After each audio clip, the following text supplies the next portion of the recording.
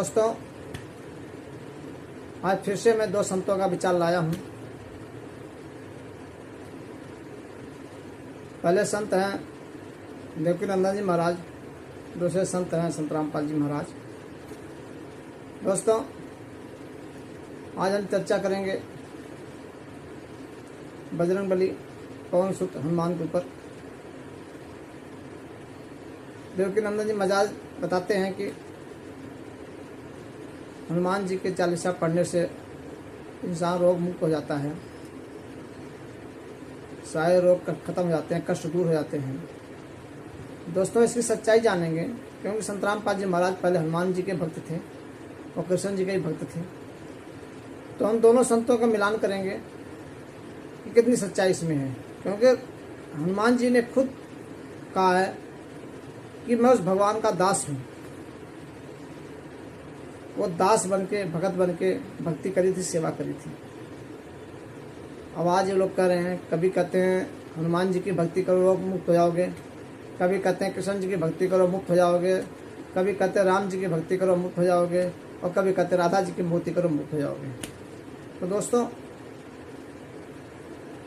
असली सही मंत्र क्या है, मोक्ष मार्ग का क्या है, आप दोनों संतों के विचार सुनेंगे। फिर आप लोग संत समाज है, पढ़ा लिखा समाज है, अपने शास्त्रों को पढ़िए, फिर बताइए कि सही कौन है कौन गलत है, क्या हमें ये सब भक्तियाँ मोक्ष मार्ग हैं कि नहीं है। दोस्तों, पहले सुनते हैं देवकीनंदन जी के विचार। तो आइए सुनते हैं देवकीनंदन जी के विचार। अब हम आपको एक चीज और बताते हैं।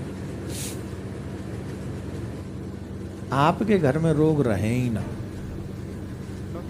या अगर घर में रोग हैं तो हमें ये उपाय करते रहना चाहिए। जैसे आप देखते हैं छोटे छोटे बच्चों को भी बीमारियां लग जाती हैं। आप देखते हैं घर में बूढ़ों की तो दवाई का पूरा डब्बा फुल है, उनका तो 5-10 हज़ार 15 हज़ार की फिक्स है महीने की। वो दुनिया छूट देंगे पर वो दवाई नहीं छूटेंगे। ऐसी दवाइयों पर भी ये मंत्र असर करता है। दुर्भाग्य इस बात का है कि हमारे ऋषि मुनियों ने सब चीजें दी हैं, पर हमारा विश्वास उन पे नहीं। और जब तक हमारा विश्वास इन सब चीजों पे नहीं होगा तब तक ये लाभदायक नहीं होगा। आप अगर चाहते हैं कि हमारे घर में से रोग चले जाएं, हमारे जीवन में से रोग चले जाएं, आप अगर चाहते हैं कि हमारे बच्चों में रोग न रहे, तो मेरे कहने से एक काम उन बच्चों से और उन बड़े बूढ़ों से अवश्य कराइए। पूछिए क्या काम? मैं बताता हूँ, मैं इसीलिए बैठा हूँ। आपकी सेवा के लिए। वो ये काम है, कौन कौन हनुमान चालीसा का पाठ करता है? करते हैं? सब करते हैं। कोई दवा खाओ और उस दवा का मामला पता ना हो, इसका ये भी प्रयोग है, तो असर करेगी नहीं ना। आप हनुमान चालीसा का पाठ करते हैं लेकिन आपको उसका प्रयोग नहीं पता। आज हम आपको उसी में से 2 चौपाई बताएंगे आपको। एक तो दोहा का आधा भाग है और एक चौपाई है।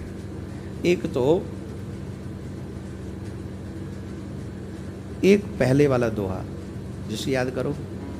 श्री गुरु चरण सरोज रज, निज मन मुकुर सुधार, वरनहु रघुवर बिमल जसु, जो दायक फल चार। ये प्रथम श्लोक दोहा है, लेकिन इसका जाप नहीं करना, इसका जाप नहीं करना। इससे आगे वाली पंक्ति बोलो। बुद्धिहीन तनु जान के, सुमिरौ पवन कुमार, बल बुद्धि विद्या देहु मोहि, हरहु क्लेश विकार। इसकी अंतिम पंक्ति पढ़ो। बल बुद्धि विद्या देहु मोहे। क्या करें? बोले हरहु कलेश। कलेश क्या है? रोग ही तो कलेश है। हरहु कलेश विकार। इसका, इस दोहे का 108 बार उस व्यक्ति को पाठ करना चाहिए, जो कितनी भी बड़ी बीमारी का, अगर 1 महीने तक इस दोहे को 108 बार करे, और इसके बाद एक चौपाई आती है हनुमान चालीसा, आपने बहुत बार गाया उसे, नासे रोग हरे सब पीरा,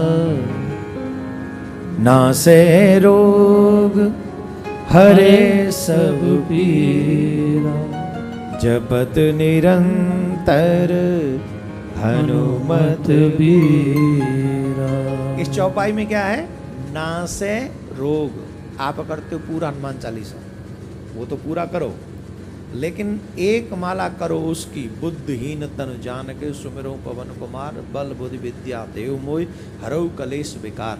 एक पूरी 108 का एक मन के पे पूरा दोहा होगा, एक माला उसकी, और एक माला इस चौपाई की। नासे रोग, क्या है? नासे रोग हरे सब पीरा, जो सुमिरे हनुमत बल। इस चौपाई की भी एक माला होगी। एक मैंने किसी रोगी से करा के देखी आप, और एक महीने नहीं, एक हफ्ते में इसका रिजल्ट देखिए। अभी आपने सुना देवकीनंदन जी के विचार। दोस्तों, अभी उन्होंने आपको बताया है दोहा चौपाई के द्वारा। क्या ये सच में ऐसे रोग मुक्त हो सकते हैं हम?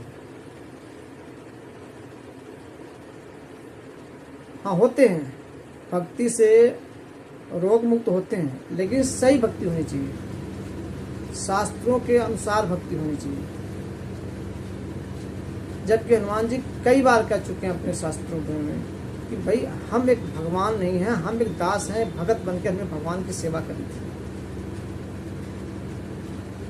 दोस्तों, ऐसी हम आप लोग के समझ वीडियो लाते रहें। इसके लिए आप अगर यूट्यूब पर देख रहे हैं तो सब्सक्राइब कर लें, और फेसबुक पर फॉलो कर लें, लाइक शेयर जरूर करें।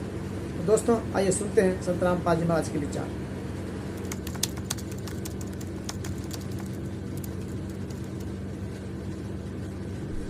पुण्यात्मा परमात्मा कहते हैं, इस झूठे सुख को सुख कहे, ये मान रहा मन मोद, ये सकल चबीना काल का, कुछ मुख में कुछ गोद। फिर क्या बताते हैं? कबीर ये माया अटपटी, सब घट आन अड़ी, किस किस को समझाऊं या कुएं भांग पड़ी। इस 21 ब्रह्मांड के कुएं में इस काल भगवान ने, जो यहाँ का स्वामी है, यहाँ का मालिक है, इसने ये झूठे सुख की इस माया की भांग डाल दी, और सभी ने उसी के जल को पान कर रखा है, पी रखा है। अब आप शाम के समय किसी ठेके पर जाकर देखो, वहाँ से पी कर टिट्टी बन कर से 100 जने आ रहे हों, रास्ते में उनसे बात करके देखना, एक जैसी भाषा, एक जैसी चाल, एक जैसा उनका बर्ताव होगा। ऐसे बोल रहे तो सिर पाँव है, या बोल रहे नहीं, चल अपना काम कर, समझाने की चेष्टा करे तो माने नहीं। तो इस प्रकार से हम उसी काल की भांग को पीकर मस्त हुए फिरते हैं। और परमात्मा कहते हैं, कबीर ये माया अटपटी, सब घट आन अड़ी, और किस किस न समझाऊं या कुएं भांग पड़ी। लेकिन फिर कितने दयालु हैं। एक शराबी को समझाना कितना कठिन हो जाता है, पूरे परिवार के नाक में दम कर देता है, और हम सारे भांग पिए पड़े, और फिर हमें समझाने के लिए हमारे पिता आते हैं, क्योंकि अपने का दुख अपनों को ही होता है। इस काल यहाँ का जो भगवान है, जिसको हम भगवान कहते हैं, भगवान उसे कहते हैं जो दुख ना दे, केवल सुख दे। ऐसे जुल्म कहर हमारे ऊपर टूट रहे हैं, बरस रहे हैं, और फिर हम कहते हैं ये बड़ा भगवान है, ये अच्छा भगवान है। किस लिए भगवान माना हमने? कि देखो कितने अच्छे काजू किस्मत सेब संतरे फलदार वृक्ष हमें दे रखे, फल दे रखे, और ये इतनी बड़ी पृथ्वी पर कैसे बाग बगीचे बना रखे हैं, ये किस लिए बना रखे हैं? और आपको फिर वो भूल जाते हो कि आप किसी का बेटा मर गया, किसी की बेटी मर गई। पीछे सी समाचार पत्र में पढ़ने को मिला, यहाँ बच्चे बता रहे थे कि एक परिवार ने मन्नत मानी किससे? बालाजी से। उनका पुत्र हो गया और उस पुत्र के केस उतरवाने के लिए, मत्था टिकवाने के लिए उस बालाजी में जा रहे थे। 4-5 सदस्य थे, 7वां छोटा सा लड़का था 3 महीने का। रास्ते में दुर्घटना होगी, वो बच्चा बच गया और वो सारे मर गए। बताया खाक मन्नत दी उसने, किसने दी? ये भी भूल है हमारा कि उसने पत्थर ने दे दी, उस बालाजी ने दे दी। एक भगत सुना रहा था, बोला जी हम पहले तो भूलमय थे। उसने एक उदाहरण दिया कि एक भगत हनुमान जी की पूजा कर रहा था। हनुमान जी वहाँ प्रसन्न हो गया, आ गया, बोल भाई क्या मांगता है? नो बोला जी बढ़िया से सूट दे, मेरा तो कपड़े को नहीं। नो बोला भाई मैं आप लंगोट में रहूँ तने कितने थान दूंगा। हनुमान जी ने कहा भले आदमी तो भगवान की भक्ति करे, मैं भी भगवान की भक्ति करूं, मन भी कर दे, क्यों दुखी कर रहा है मेरे को? तो पुण्यात्मा हम बिना ज्ञान के डले ढो रहे थे। अब इस तत्व ज्ञान से हमें पता चला। क्या बताते हैं गरीबदास साहब जी के जगत का पेखना पेख्या धनी का नाम ना लेखा। जगत का पेखना पेख्या धनी का नाम ना लेखा। जैसे ये दास पहले हनुमान जी का कट्टर पुजारी था, जैसा लोक वेद सुन रखा था हमने, क्योंकि आत्मा भगवान के बिना रह नहीं सकती। पुण्यात्माओं, यहाँ चाहे कोई करोड़पति हो, चाहे अरबपति, चाहे खरबपति हो, और चाहे सारी पृथ्वी का पति हो, और उसको संतान भी हो, संतान उसकी नेक भी हो, पर संतुष्टि नहीं हो सकती।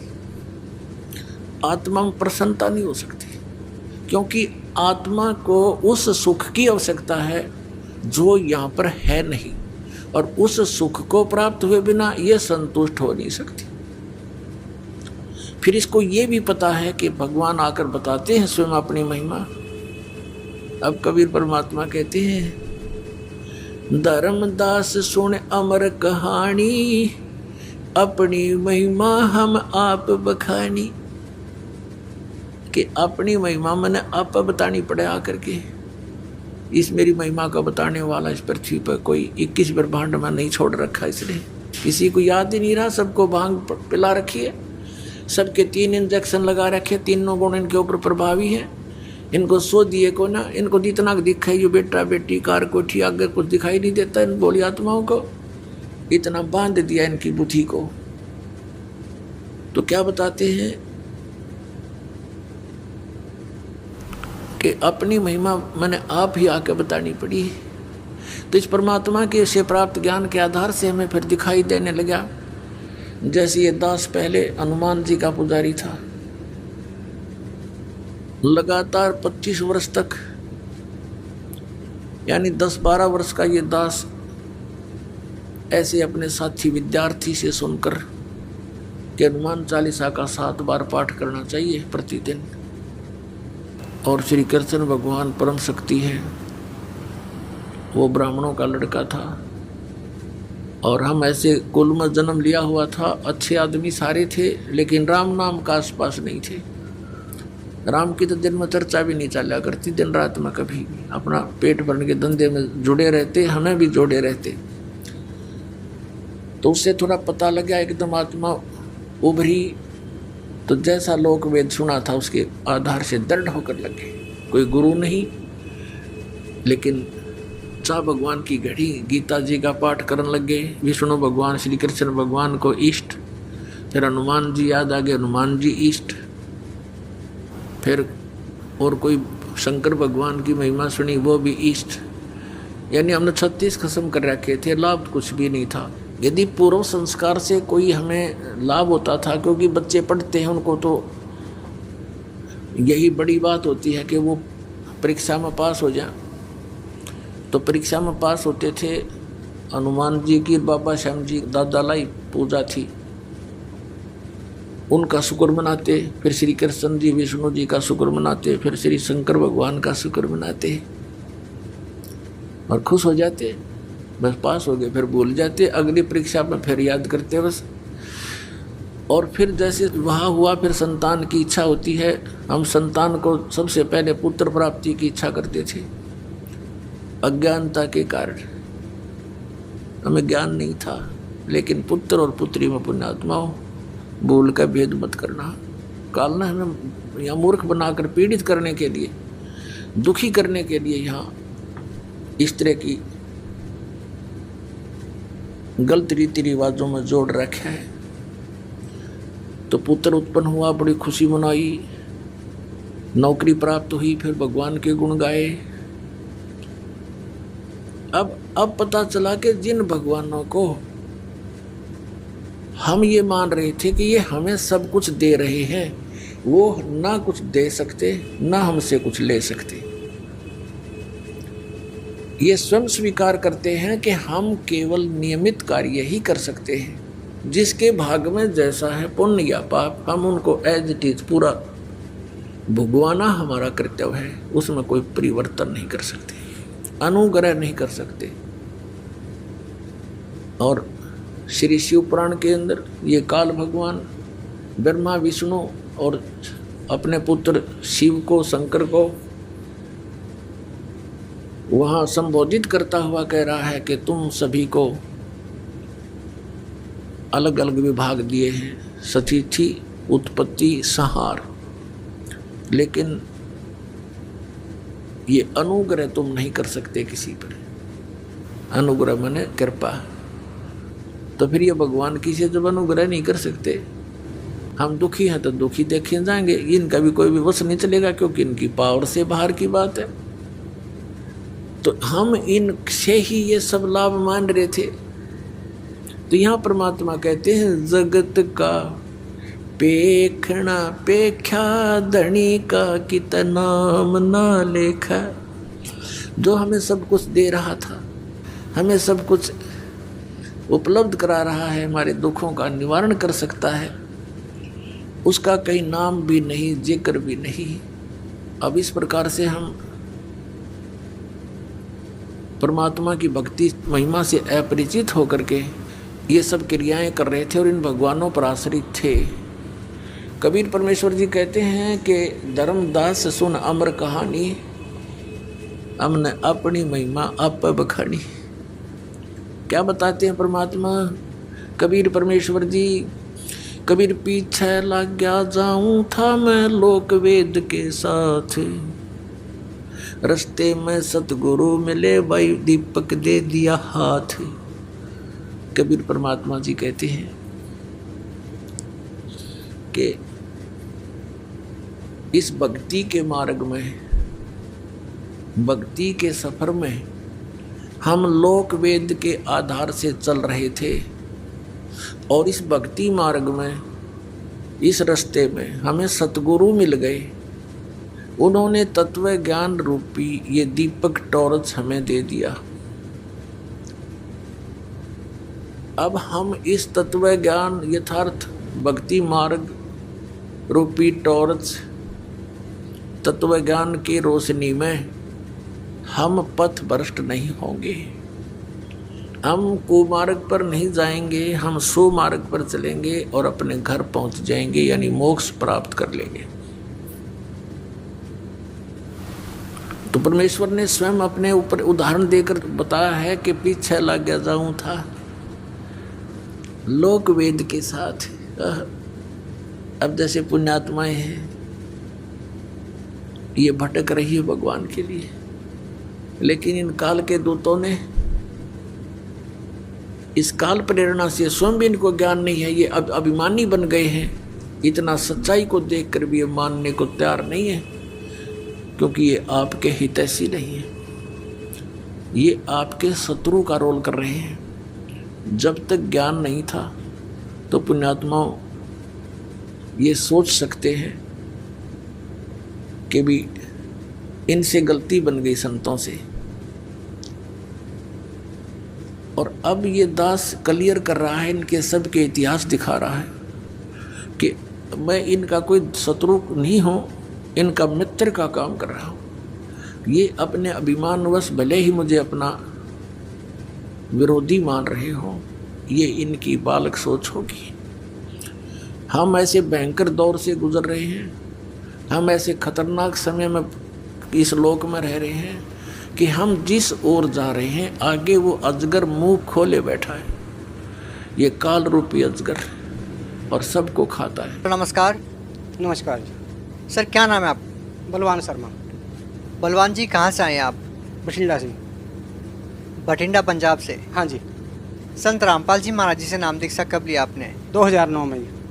सर संत रामपाल जी महाराज जी से नाम दीक्षा लेने से पहले आप क्या भक्ति साधना ही करते थे? मंदिर में पुजारी थे, मंदिर की भक्ति करते थे जी, हनुमान जी की। हनुमान जी हमारा इष्ट था, हनुमान जी का ही हमारा गुरु धारण किया हुए थे।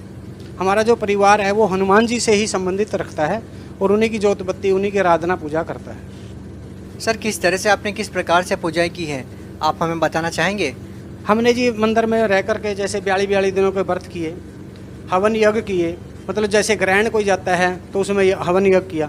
मतलब कोई भी ऐसा त्यौहार नहीं था जो खाली चला जाए, और उसमें हम पैसा कमाने के इच्छुक नहीं थे।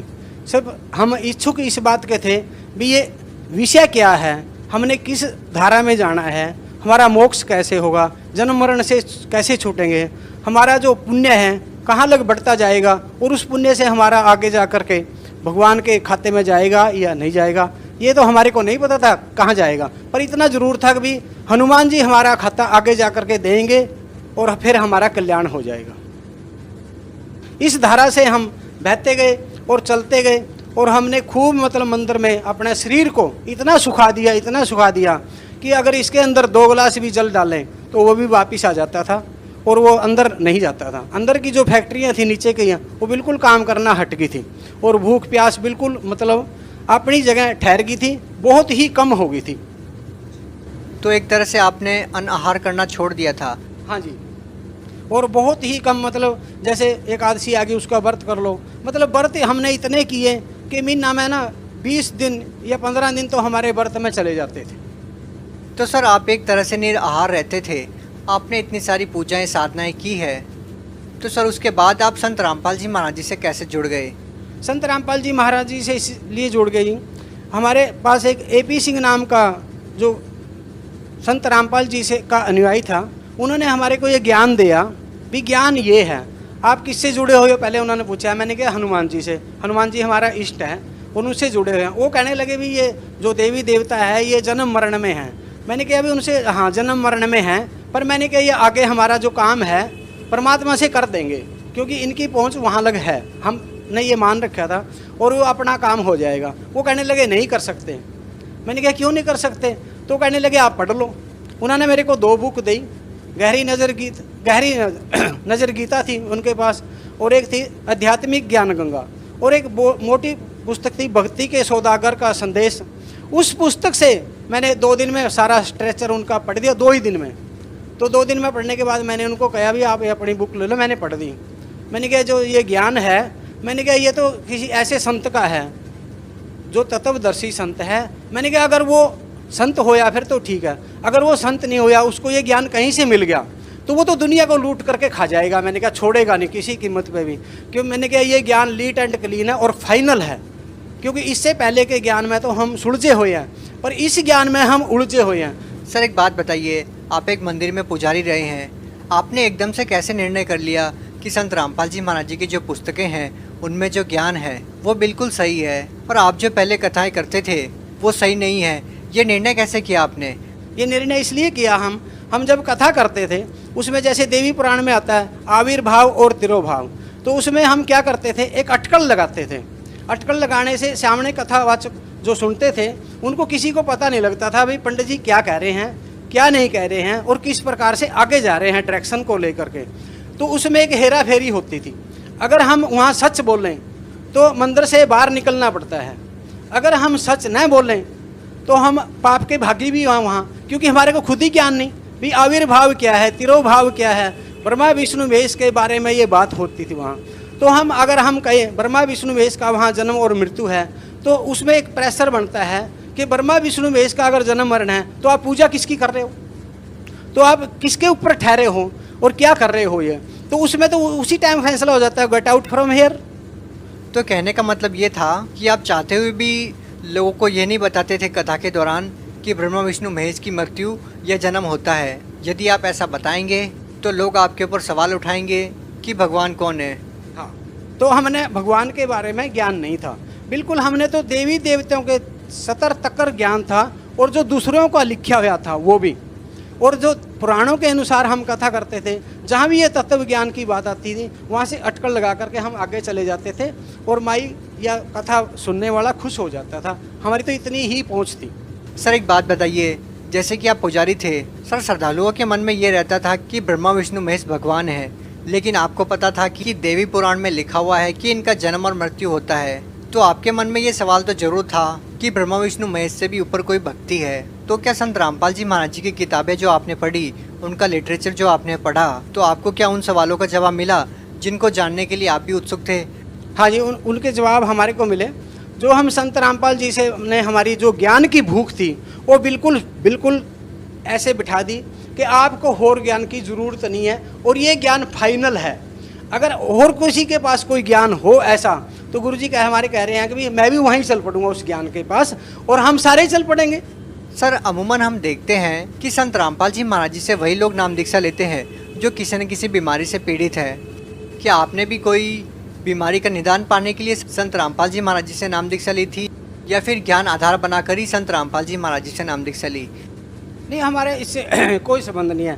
बीमारी को तो मैं इस प्रकार से समझता हूँ कि चलती रहती हैं कुछ ना कुछ बीमारी आदमी के साथ, क्योंकि जब शरीर बना है उसमें कोई ना कोई फैक्ट्री काम करना हट जाती है। कोई खास विषय नहीं है, लेकिन मेरा एक खास विषय था भी ये ओरिजिनल सच क्या है, परमात्मा के विधान क्या है, परमात्मा किस प्रकार से पाया जाता है, ज्ञान का अंत क्या है। सर ये तो ज्ञान की बातें थी, यदि बात करें प्रैक्टिकल की, क्योंकि जिस तरह से लोग आज समाज में जी रहे हैं, हजारों ऐसी पीड़ाएं हैं, मानसिक तौर पर पीड़ित है लोग, आर्थिक तौर पर पीड़ित हैं और शारीरिक तौर पर भी पीड़ित हैं। तो ऐसे में लोगों को तलाश है एक ऐसी संजीवनी की जो लोगों की सारी समस्याओं को दूर कर दे। तो सर हम आपसे जानना चाहेंगे, क्या संत रामपाल जी महाराज जी से नाम दीक्षा लेने के बाद क्या आपको ऐसी समस्याओं से भी निजात मिली जिन समस्याओं को लेकर आज समाज जूझ रहा है? हाँ, हमारे को उन जिन समस्याओं को लेकर के समाज आज जूझ रहा है और जिनको सहन कर रहा है, और जिसमें उनके घर भी बर्बाद होते जा रहे हैं, उनको खुद पता है हमारा घर बर्बाद एक भूत ने कर दिया, या एक देवी देवता ने कर दिया, या किसी ने भी कर दिया, या टूणा टप्पे के चक्कर में है। आज सबसे बड़ी तो बीमारी ये देखो, हम तो कहते हैं मेरा ये धर्म है, धर्म नहीं है उसका, ये झूठ बोलता है वो। उसको देखो, उसके आगे देखो, उसने 5-7 मिर्च टांग रखी है, ऊपर नींबू टांग रखा है, उसका धर्म तो है ही नहीं कोई। धर्म कहाँ है, वो तो टूणे टप्पियाँ वाला है। और जब टूणे टप्पे वहाँ हम घुस जाते हैं, हमारे पास ये हर बीमारी से, हर किसी से, हर हवा से, हर देवी देवता से, हर पितर से, हर भूत प्रेत से जूझना पड़ेगा आपको, क्योंकि देवी देवता अच्छा। सर उन सभी का समाधान क्या है? उन सभी का समाधान एक ही है, अगर आप संत रामपाल जी से महाराज से जुड़ोगे। लेकिन जुड़ने के लिए भी मैं पहले कहता हूँ भी पहले ज्ञान को समझो। अगर ज्ञान नहीं समझा, वहाँ जुड़ गए, फिर भाग गए 2 महीना, कोई फायदा नहीं। उससे पहले निर्णय लो भी ज्ञान क्या है, बात क्या है, किसमें किसकी पोस्ट में कितना दम है। उसमें पहले ही लिख गया भी देवी देवताओं के में इतना दम है, पितरों में इतना दम है, भूत प्रेत पिशाच में इतना दम है, काल में इतना दम है, धर्मराज में इतना दम है, परमात्मा में इतना दम है। तो गुरु में कितना दम है, पहले ये देख लो गुरु में कितना दम है। अगर गुरु में दम नहीं है तो वहाँ जाओगे क्या लेने? तो जा करके भी अगर प्यासे आ गए तो गए क्या लेने? आप तो मतलब ट्रेन में मलमूत्र फैलाने के लिए गए थे। फिर क्या ये माने कि संत रामपाल जी महाराज जी में दम है? हाँ, अगर संत रामपाल जी में आपको दम नहीं लगता है, उनको तोड़ लो। पहले आप जाओ, संत रामपाल जी से जुड़ोगे, वहाँ जा कर के कम से कम भी आपकी जो भूत प्रेत पिशाच की छाया है, जो घर में आपके अनबन हो रहा है, आग लगती है, ईंट पत्थर पड़ते हैं, आपके कपड़े सड़ते हैं, आपका टट्टी पेशाब बीच में निकलता है और आप उसको रोक नहीं पा रहे हो किसी कीमत पे भी, वो चीज़ पहले दिन ही खत्म हो जाएंगी, ये गारंटी है। आपका क्या अनुभव है इसके बारे में? आपके परिवार का क्या अनुभव है? मेरा अनुभव ये है जब हम हमारे परिवार में मिसिज का गला बिल्कुल दाबिया जाता था, मुंह दाबिया जाता था, और छोटे बच्चे थे मेरे, तंग हो जाते थे, उस बात को लेकर के रोते भी थे, क्योंकि अगर मंदिर के पुजारी के बच्चे रोएं और वो बात बाहर जाए, किस कारण से मुंह दबा दिया जाता है? ये पितरों के कारण, भूत प्रेतों के कारण। और उसमें ये था, जो भूत प्रेत थे या पितर था, उसका मेरे को पता भी था, लेकिन उसका इलाज मेरे से हो ही नहीं पा रहा था। सर, आज आप पुजारियों की पोल अच्छे से खोल रहे हो और आपके निशाने लगातार तांत्रिकों पर भी फिट बैठ रहे हैं। बहुत बड़ा प्रश्न चिन्ह भी आप उन लोगों पर खड़ा कर रहे हैं। तो क्या ये जो तांत्रिक क्रिया होती है, भूत प्रेत की जो बाधा होती है, क्या संत रामपाल जी महाराज उसको ठीक कर देते हैं? संत रामपाल जी महाराज उन चीज़ों को बिल्कुल जाते ही कांटा मार देते हैं। आगे का क्या अनुभव रहा आपकी पत्नी का? हमारी पत्नी का ये अनुभव रहा कि जो वो चीज़ थी जिसको पितर प्रेत कह लो, वो अंदर बैठ गई थी बिल्कुल। वो अंदर बैठने के बाद मैंने उनसे कभी नहीं कहा भैया आप संत रामपाल जी से जुड़िए या ना जुड़िए, पर मैंने उनको बुक जरूर पढ़वा दी थी सारी। मैंने कहा 5-5, 7-7 पेज करके पढ़ो इनको और इसमें देख लो, अगर जचे तो ठीक है, नहीं छोड़ दो। उन्होंने सारी बुक पढ़ी, उन्होंने अपने आप कह दिया भी अब मेरे पास कोई चारा नहीं है और मैं संत रामपाल जी के पास मैंने ले चल। मैंने कहा भाई सोच ले, पर ले चलेंगे, पीछे नहीं हटेंगे, पीछे नहीं हटने दूंगा, जो मर्जी हो जाए, मैं तो हटूंगा नहीं। तो उन्होंने कहा ठीक है, पीछे नहीं हटेंगे।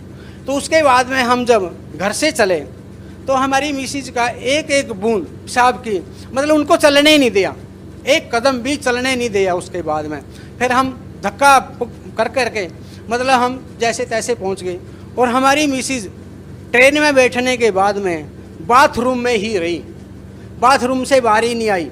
और हम जाकर के जाखल उतरे। जाखल का रास्ता पैसेंजर के अंदर 2 घंटों का 3 घंटों का रास्ता है, वो 2.5 का।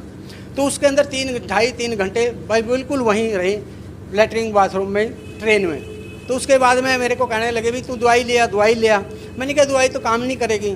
चलो फिर भी एक बंदा वहाँ से जाखल से कहने लगा नहीं, वो भी शर्मा जी था, वो हमारी मिसिज को वैसे जानता भी था थोड़ा, मतलब शर्मा होने के नाते। वो कहने लगे नहीं यहाँ से निकल करके दवाई लिया। हम 40 रुपए की दवाई ले, मेरे को पता था भी दवाई ने काम नहीं करना, ये कोई और बात है, दवाई तो बहुत दूर की बात है इस चक्रव्यूह में।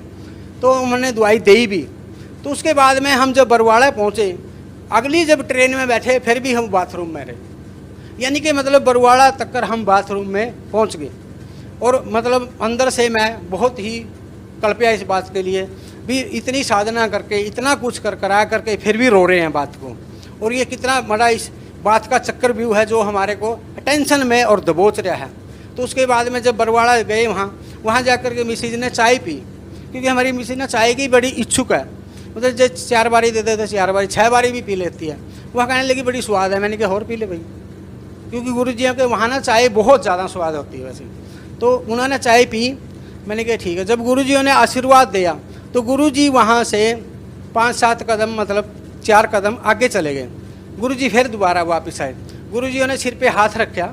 सिर पे हाथ रखने के बाद में तो मतलब 2-3 मिनट के बाद मिसिज बाथरूम में गई।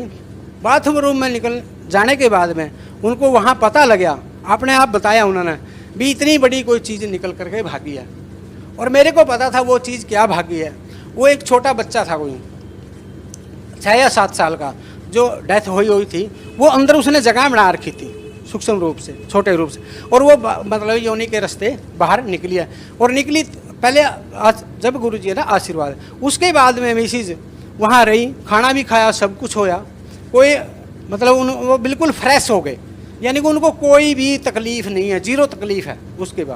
उसके बाद हम नरवाना से, और रेलवे जो स्टेशन है जो फाटक लगता है, वहाँ से लेकर के कम से कम वो 1.5 किलोमीटर के आसपास है।